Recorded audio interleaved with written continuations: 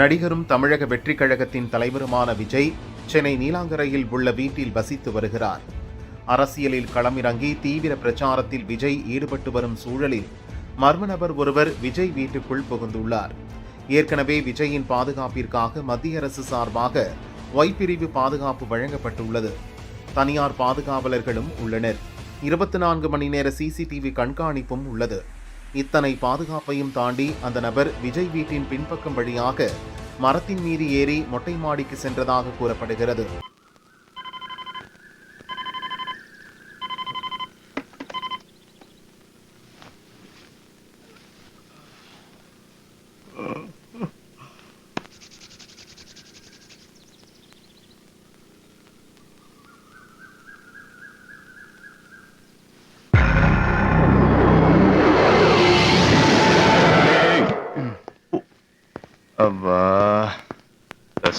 Business man நீ 8 மணி வரைக்கும் ஈத்து போதுன்னு தூங்குற.